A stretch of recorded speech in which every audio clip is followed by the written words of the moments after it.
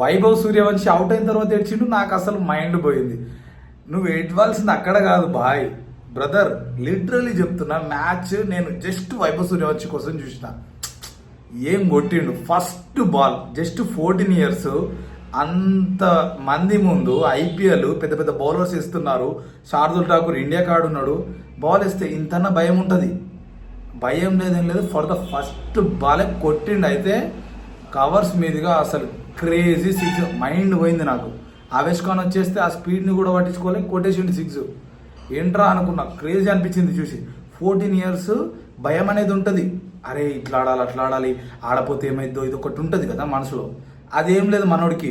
మర్కరం ball వేసేటప్పుడు ఏదో light disturbance వస్తే కూడా పక్కకి వెళ్ళిపోయిండు సింపుల్గా, బాల్ ఆపేయని. జనరల్గా ఎట్లుంటుంది చిన్నపిల్లలకి, అరే పెద్దవాళ్ళు ఏమనుకుంటారు అది ఇది అని ఒకటి మైండ్లో ఉండి ఆడేస్తాం మనం రెగ్యులర్గా. అటువంటిప్పుడు అవుట్ అయ్యే ఛాన్సెస్ కూడా ఉంటుంది. నేను రెగ్యులర్గా సాటర్డే సండేస్ మ్యాచెస్కి వెళ్తా.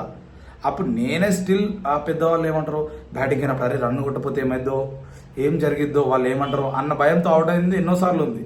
మనోడు అసలు భయం లేదు, కథ లేదు. ఇంటికాడ ఆడుతున్నా అనుకున్నాడో మరి ఏందో తెలియదు కానీ క్లాస్ హిట్టింగ్. జస్ట్ గుర్తు చేసిండు నేను వచ్చేసిన అని, అంతే. మార్క్ మై వర్డ్స్, ఫిట్నెస్ మీద గేమ్ మీద ఫోకస్ చేసి గివ్ అప్ ఇవ్వకుండా మెయింటైన్ చేసుకుంటూ వెళ్తే 15 to 20 years వెళ్తాడు ఐపీఎల్లో. ఇండియన్ టీంలో కూడా వస్తాడు. Pure talent.